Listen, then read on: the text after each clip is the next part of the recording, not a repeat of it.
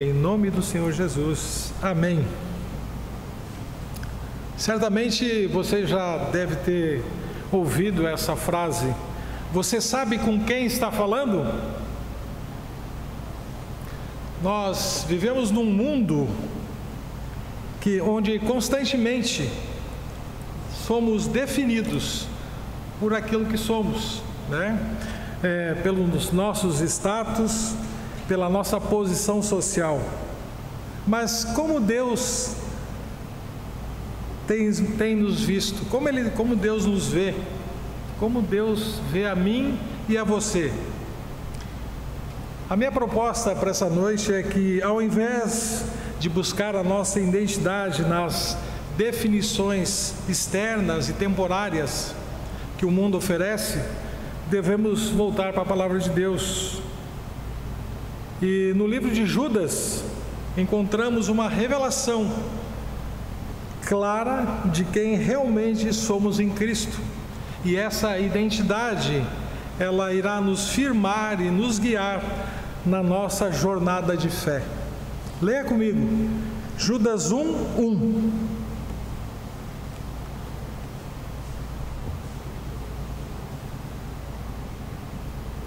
Judas, servo do Senhor Jesus Cristo e irmão de Tiago, aos chamados, amados em Deus e guardados em Jesus Cristo. Vamos falar um pouquinho do contexto dessa carta. No versículo 1 e 2 nós temos a introdução da carta. Nos versículos 3 e 4 nós temos o propósito que a carta foi escrita, batalhar diligentemente pela fé bíblica. Certos indivíduos estavam se infiltrando e trazendo novas doutrinas, falsas doutrinas. Então, essa carta é para que a igreja pudesse batalhar pela fé bíblica. Dos versículos 5 a 16, Judas então vai condenar esses falsos mestres. Do versículos 17 e 23 a 23, ele exorta a igreja a se manter firme na fé. E nos versículos 24 e 25, ele conclui com uma oração de ação de graça. Repare que Judas inicia a sua carta se apresentando. Judas, servo de Jesus Cristo, irmão de Tiago. Ele não utiliza do seu status ou da sua influência, né? Já que era irmão em Cristo, ou irmão de Cristo, ele não reivindica nenhuma autoridade. Ao contrário, ele se coloca ali como servo. E a palavra no original, ela tem a ver com escravo. E o propósito de Judas, então, era servir a Cristo como mestre. Isso já me traz aqui um propósito que a gente pode aplicar em nossas vidas, que a gente pode ter o mesmo propósito de servir ao nosso mestre. E ele continua, depois de dizer que é servo de Jesus Cristo, ele diz que é irmão de Tiago. Ele se identifica agora com o irmão, com Tiago, seu irmão, um dos principais líderes da igreja, irmão de Jesus Cristo. Judas está dizendo: eu sou irmão de Cristo, mas eu não uso desse título. Prefiro dizer que sou irmão de Tiago e servo de Jesus. Imagina nos dias de hoje, alguém com uma reputação, ou às vezes as pessoas nem têm tanta reputação assim, já usam o nome de Jesus em vão, já tentam usar seu status. Como seria hoje, né? É por isso que eu queria falar hoje sobre as características pelas quais somos conhecidos. Nós não somos conhecidos por causa do nosso sobrenome, nem por causa da nossa posição social, nem pela nossa influência, mas somos conhecidos por aquilo que Deus fez por nós. E a primeira característica que eu vejo nesse versículo logo depois que ele fala que é irmão de Tiago, ele diz aos chamados. Judas agora se dirige à igreja e ele se dirige aos chamados. Quem são os chamados? São aqueles que foram convocados por Deus para fazer parte do seu povo. No contexto de Judas, os chamados são os crentes em Jesus Cristo, que foram escolhidos por Deus para serem salvos. É uma escolha divina, não tem nenhum esforço humano. Na nossa liturgia, estava aqui, antes dos cânticos, a passagem, o livro de Efésios 2, do versículo 1 ao 10. Lembra o que dizia ali? Qual era a nossa condição diante de Deus em Efésios? Nós estávamos mortos em nossos delitos e pecados. O versículo 1 retrata. Vivíamos segundo o curso do mundo, sem paz, com grande vazio. Éramos desobedientes. Andávamos segundo as inclinações da nossa carne.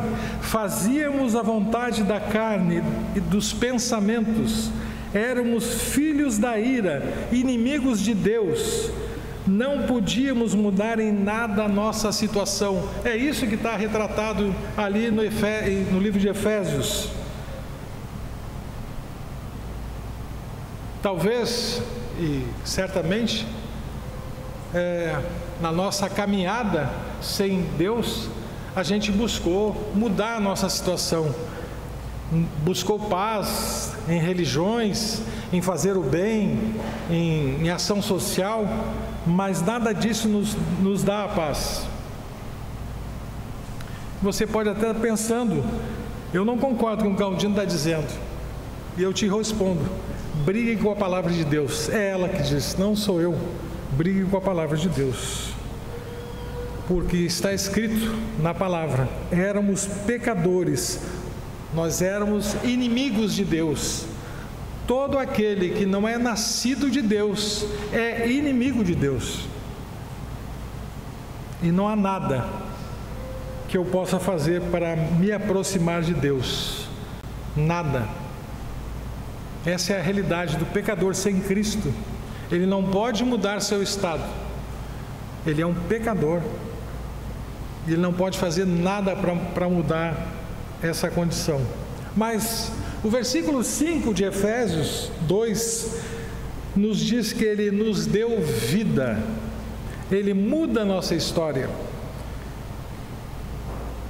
e é um chamado que não tem falhas, porque esse chamado, ele é acompanhado da graça irresistível de Deus, que transforma o coração do pecador, transforma as nossas vidas, dá um sentido às nossas vidas. Quando eu estava preparando esse sermão, durante os últimos 15 dias, eu estava pensando nisso.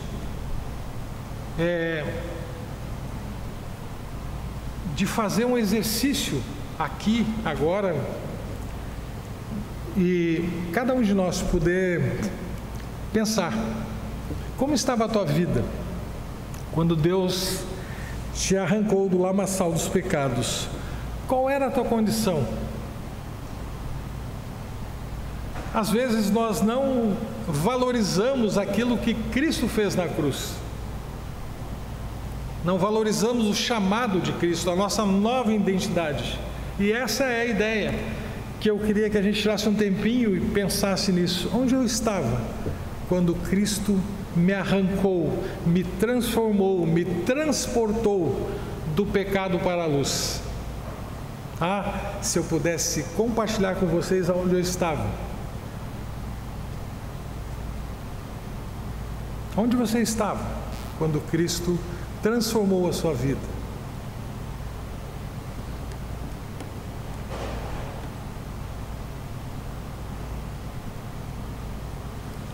É exatamente isso que Deus quer de nós, que possamos compartilhar com aqueles que estão sem esperança, com aqueles que não têm identidade.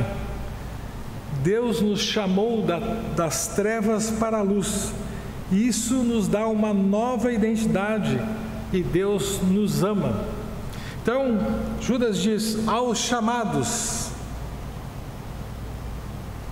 chamados por Deus, arrancados da sua posição de pecado para uma vida de esperança.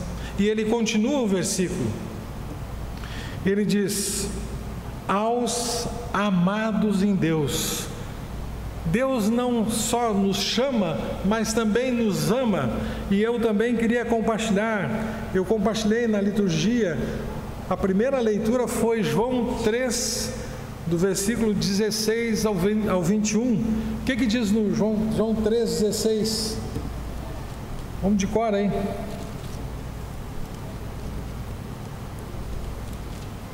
Porque Deus amou o mundo de tal maneira que deu seu Filho unigênito, para que todo aquele que nele crê não pereça, mas tenha vida eterna.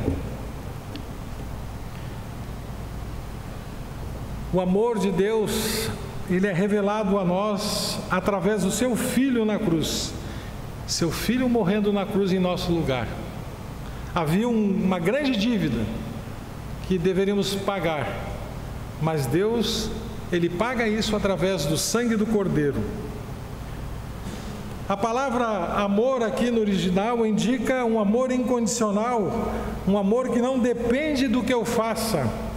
Enquanto o amor romântico ou fraterno é volúvel e depende de sentimentos, o amor ágape, que é o amor de Deus por mim, é um amor decidido, é um amor incondicional.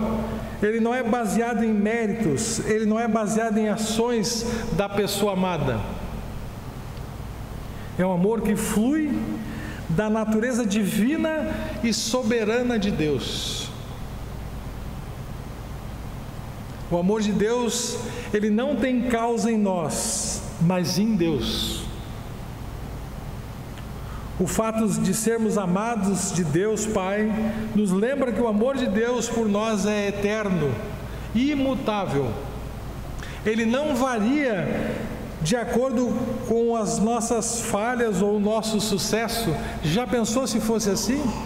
Se Deus nos amássemos conforme nós andamos? Mas o amor de Deus permanece constante. E sabe por que isso? Porque o amor de Deus está ancorado no caráter de Deus. Ele nos ama não porque somos dignos, mas porque Ele nos escolheu. Eu queria fazer uma pequena ilustração. Alguns pais aqui devem ter filhos que jogam bola, né? Estão na escolinha. Então, quando tu vai ver o teu filho jogando bola no campo, tu não fica ali observando o teu filho apenas pelos seus feitos, né? Suas jogadas, mas tu ama o teu filho incondicionalmente, independente das jogadas, mesmo que ele erre, mesmo que ele perca o jogo, mesmo que ele tenha uma falha no jogo, o amor do pai é constante. Esse amor, então, ele não depende do desempenho do filho, mas da sua relação com ele. É da mesma forma que Deus nos ama. É imensurável. Não é porque a gente merece, mas por quem Ele é. Seu amor por nós não varia de acordo com os nossos erros ou acerto. Ele nos ama com amor eterno. Que bom sabermos isso, né? Essa nova identidade, então. Somos chamados por Deus, somos amados por Deus. E esse amor não é um amor condicional, ele é imutável. Deus nos ama. Algumas aplicações nessa segunda parte.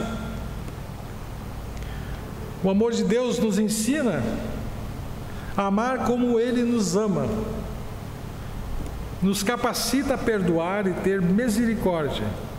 O amor de Deus nos ajuda no nosso processo de santidade, a vivermos uma vida mais coerente com a vontade.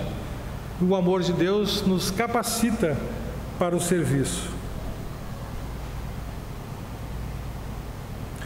Fomos chamados por Deus, recebemos uma nova identidade, somos amados, e o versículo segue dizendo que guardados em Jesus Cristo.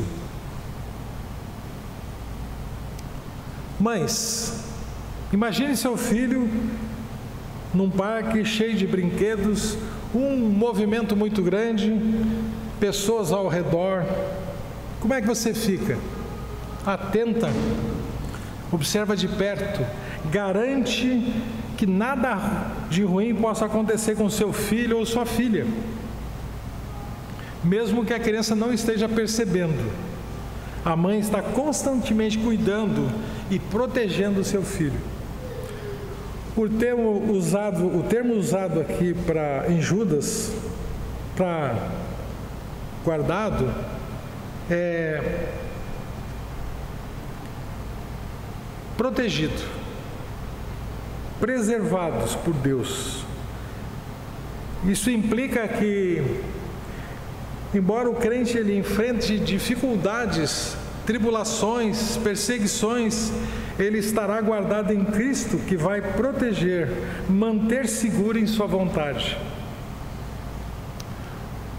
Estava pensando hoje, depois do almoço, quando a gente tem alguma coisa de valor, de muito valor, a gente vai ou guardar no banco, ou algumas pessoas ainda usam um cofre, né? Guarda aquilo num cofre. Essa é a ideia. Deus nos guarda, nos protege. Tem uma passagem que vai ilustrar muito bem, está lá em Atos 16, do versículo 22 ao 34, quando Paulo e Silas estão numa prisão, e aí uma multidão se levanta contra eles, suas roupas são rasgadas, eles são açoitados, são presos, e as autoridades dão ordem então para o carcereiro: guarde eles com toda a segurança. Lá pela meia-noite, Paulo e Silas estão orando, louvando a Deus por volta da meia-noite mais ou menos, e acontece um grande terremoto. As portas da prisão se abrem, o carcereiro fica apavorado, tenta se matar, e aí Paulo fala com ele, e o carcereiro então pergunta o que deve fazer para ser salvo, e ele é batizado, ele e a sua casa. Essa história mostra como Deus guardou Paulo e Silas. Ela ilustra o conceito de guardados. E eu queria que a gente abrisse agora em Romanos 8, do versículo 38 ao 39.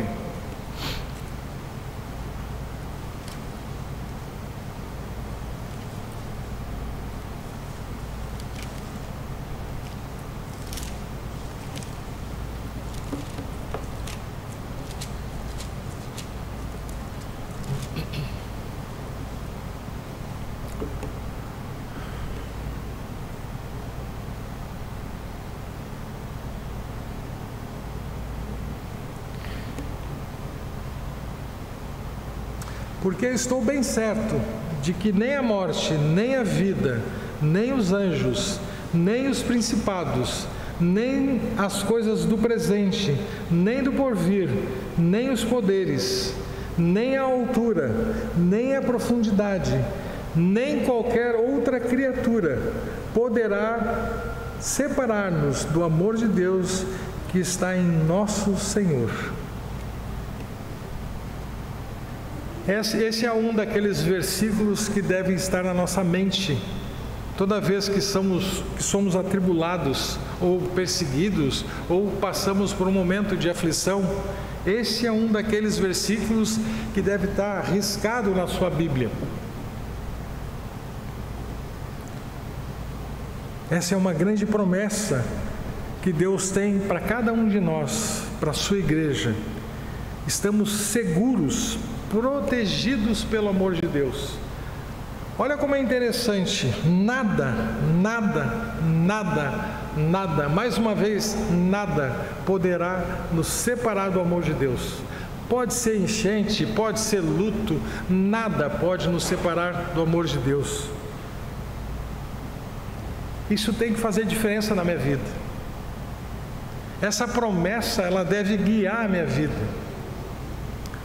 Eu fui chamado por um Deus, eu sou amado por esse Deus e eu sou guardado por esse Deus.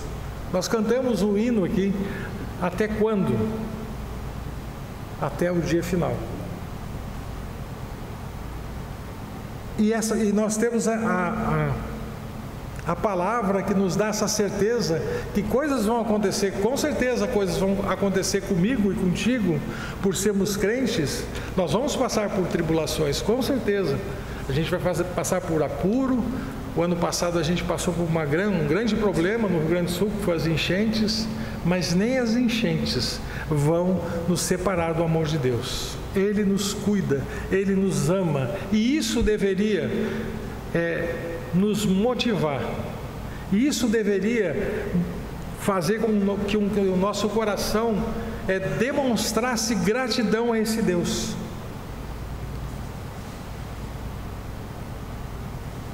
Independente da circunstância, não importa o que aconteça, não importa o que vamos enfrentar, Deus vai estar conosco.